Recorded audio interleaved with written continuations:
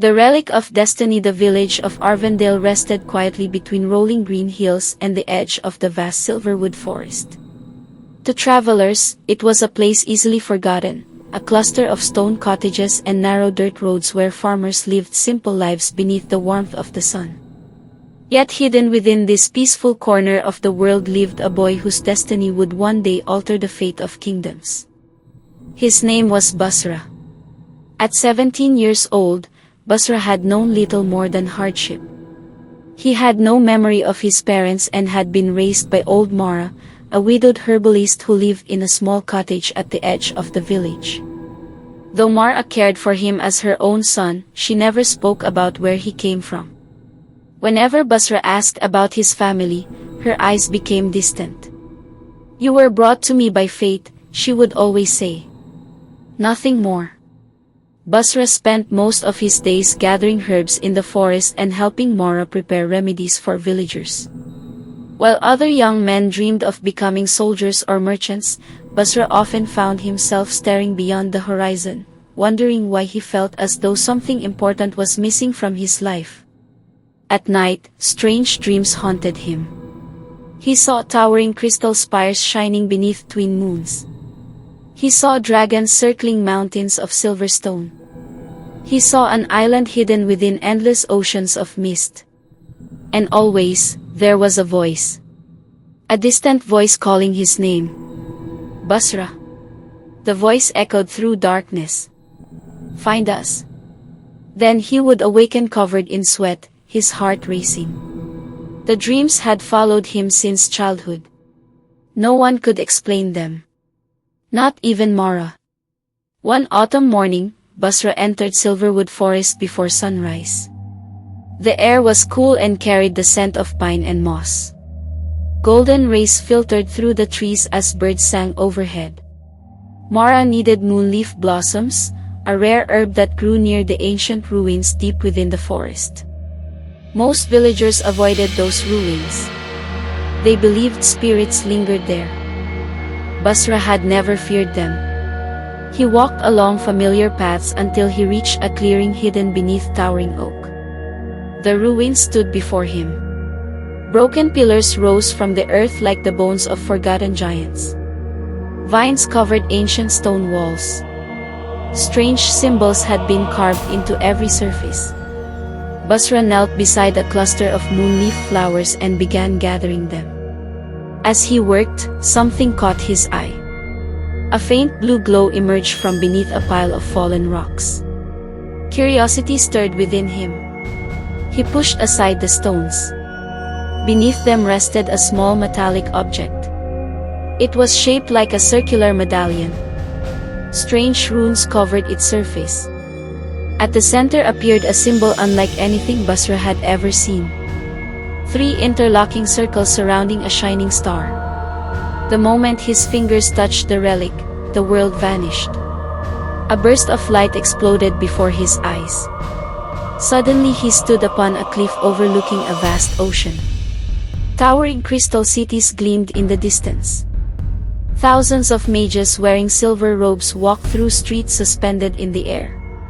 Dragons soared above enormous temples. Then darkness descended. The sky turned crimson. Fire rained from the heavens. Shadow creatures flooded the city. Screams echoed across the land. A massive figure wrapped in black flame stood among the destruction. His eyes glowed red. His laughter shook the world. The crystal towers collapsed. The oceans roared. Everything burned. Then Busra heard a voice. Unlike the one from his dreams, this voice was clear. Powerful. Ancient. The bloodline survives. The vision shattered. Busra stumbled backward onto the forest floor. His entire body trembled. The relic remained clutched in his hand. "What was that?" he whispered. Before he could gather his thoughts, a sudden chill spread through the clearing. The birds stopped singing. The forest became silent. Even the wind ceased. Busra slowly turned. Figures emerged from between the trees. 3 cloaked strangers dressed in black robes. Their faces remained hidden beneath deep hoods. Dark mists swirled around them. Instinctively, Busra stepped backward. "Who are you?" No answer came. One of the strangers raised a hand. Black energy crackled across his fingers. Busra's heart pounded. Every instinct screamed danger. The strangers moved toward him. Without thinking, Busra ran. Branches whipped against his face as he sprinted through the forest. Behind him came the sound of pursuit. The cloaked figures moved unnaturally fast. Their footsteps barely touched the ground. Busra glanced over his shoulder. One of them extended both hands. Dark lightning erupted from his palms. The bolt struck a nearby tree. The trunk exploded into splinters. Busra nearly fell. Fear surged through him. These were not ordinary men. They were wielders of magic. The very thing most people believed no longer existed. The forest blurred around him. He leaped over roots and pushed through dense undergrowth. Yet the strangers continued gaining ground. One appeared directly in front of him. Busra skidded to a halt. The stranger raised a glowing blade formed entirely from shadows. Death stood only moments away. Then a flash of golden light split the air. The stranger flew backward. A powerful shockwave rippled through the forest. Busra shielded his eyes. When he looked again, another figure stood between him and the attackers. An old man. His long silver beard reached his waist. A wooden staff glowed in his hand. Golden runes floated around him. The strangers immediately stopped advancing. For the first time, uncertainty appeared in their movements. The old man spoke calmly. "You have found him sooner than expected." One of the cloaked figures hissed. "The heir belongs to Lord Bazaar." The old man's eyes narrowed. "Tell your master he is too late." A fierce battle erupted. The old wizard slammed his staff into the earth. Golden fire exploded outward. Trees shook violently. The attackers responded with waves of darkness. Magic collided. Light and shadow crashed together with deafening force. Busra could barely comprehend what he was witnessing. The stories of magic had always been legends. Yet here it stood before him. Real. Alive. Terrifying. The old wizard unleashed another spell. Golden dragons formed from pure energy. They roared across the battlefield and struck the attackers. The cloaked figures were thrown backward. One vanished into black smoke. The others retreated into the forest. Within seconds, they disappeared completely. Silence returned. The old wizard lowered his staff. Busra stared. Neither spoke for several moments. Finally, the old man smiled. "So, the relic chose you." Busra tightened his grip on the medallion. "You know what this is?" The wizard nodded. "More importantly, I know who you are." Busra frowned. "You don't know me." "Oh, but I do." The old man's eyes seemed older than mountains. "My name is Eldric." He stepped closer. "I have been searching for you for 17 years. Busra's stomach tightened. "What are you talking about?" Eldric gazed at the relic. "The symbol you carry belongs to Bigamus." The name sent a strange sensation through Busra. As though he had heard it before. Somewhere. Long ago. Bigamus? Eldric nodded. "The lost island of the ancient mages." "That's a myth." "No." The wizard's voice became grave. "It is real." Busra laughed nervously. "This is impossible. Everything you believe about your life is about to change." The words unsettled him. Eldric looked toward the horizon. His expression darkened. Lord Busra has discovered your existence. The name felt cold. Dangerous. Who is Busra? The wizard sighed. The man responsible for the destruction of countless kingdoms. Busra stared. You're serious? Entirely. Eldric pointed toward the relic. That medallion awakened ancient magic. Why would these people attack you?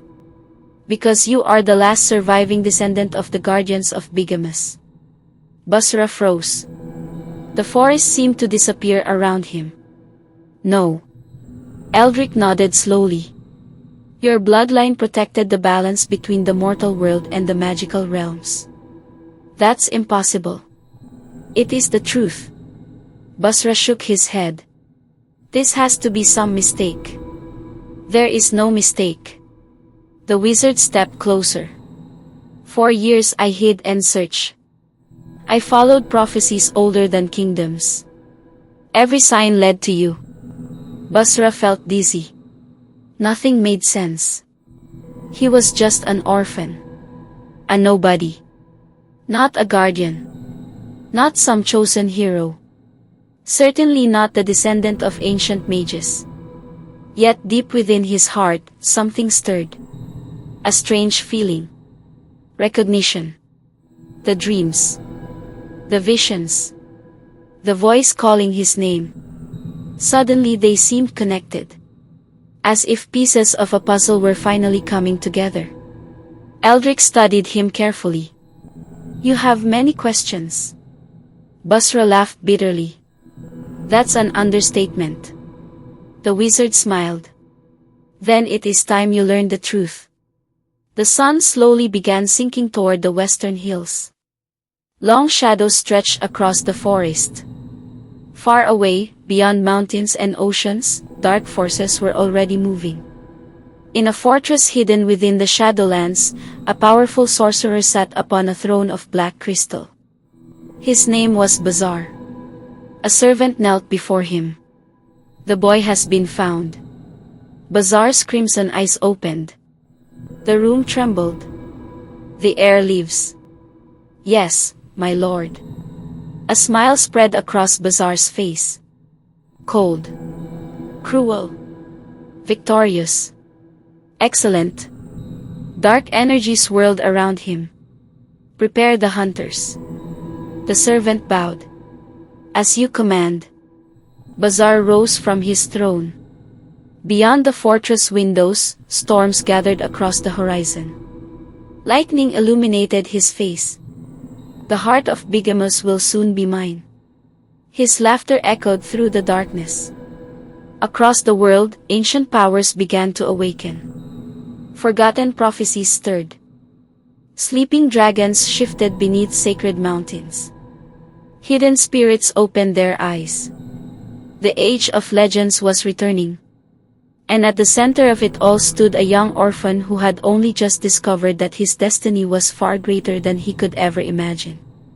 Busra gazed at the mysterious relic in his hand. The symbol glowed softly beneath the evening sky. Somewhere beyond the horizon lay answers. Somewhere beyond the seas waited Bigamus. And although he did not yet know it, the first step toward that hidden island had already begun.